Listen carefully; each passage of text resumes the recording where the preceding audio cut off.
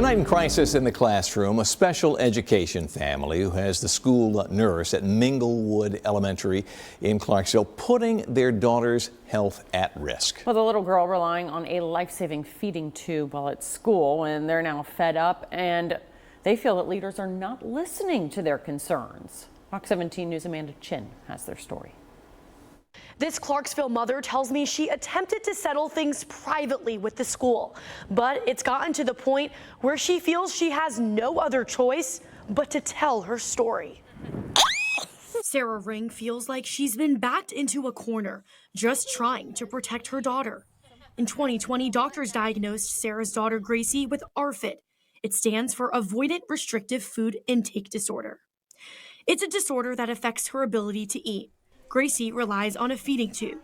Her feeding tube had never been a problem with prior nurses until this year at Minglewood Elementary School. Gracie has been at that school for a very long time, so everybody knows her diagnoses. So for them to say like she has no diagnoses or that they don't believe the diagnoses, she's been at the school for 4 years and they've never had a problem. Since January, Sarah says it's been a nightmare. In January, she stopped eating completely, and when we went to our nutrition appointment, they said she's just too small.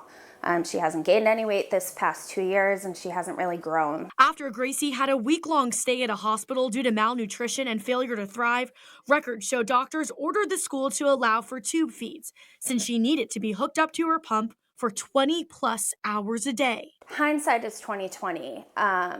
It says can be disconnected as needed. So in our minds, we had already said like when she's nauseous or when she wants to go to PE or when she wants to go to recess, those things she can be unhooked for, but that's about it.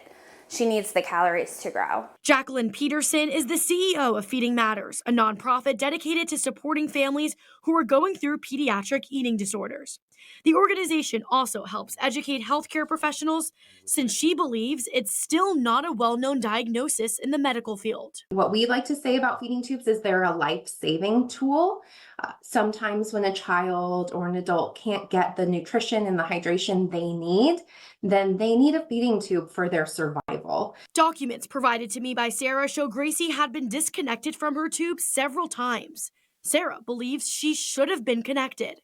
Records show the nurse was concerned about Grace's abdomen and didn't feel comfortable keeping her tube connected until she could get verification from the doctor that it was safe to do so. She started unhooking her when she pleased. She would call me and say she looks a little distended, which is just bloated, which is a G-tube issue. Kids with G-tubes just have a bigger belly, and that's when we noticed that she might have been a little uneducated on children with G-tubes. Sarah says they took Gracie to the doctor because of the nurse's concerns and performed an x-ray where doctors said everything looked fine. If you experienced that situation where a feeding tube is disconnected, not only is the child's health at risk in terms of they're not following the plan as it was laid out for them by their medical professional, but you're then encouraging more and more feeding trauma. It made Sarah lose all trust in the nurse. So an 8-year-old child running around, playing with friends, she's burning around 2,000 calories a day. She's not taking in any calories by mouth. So with this G-tube, she is at the bare minimum of calories. So to disconnect her from that means she's in the negative amount and she loses weight very quickly.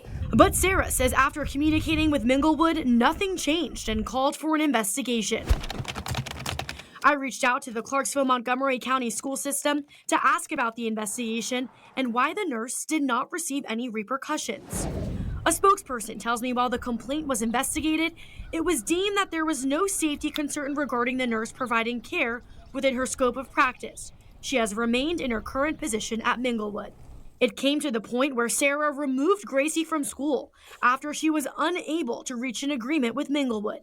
Jacqueline believes because of the lack of education on ARFID, there may be discrepancies between what one medical professional thinks from another, and feels oftentimes families are caught in the middle. The foundation isn't even laid to have a collaborative conversation around what it means to make sure feedings are safe and functional for a child and what they need. Sarah says since Gracie's been at home, she's regressed tremendously, specifically with mental health concerns. Mom says Gracie has suicidal idealizations and says things an 8-year-old child should not be saying.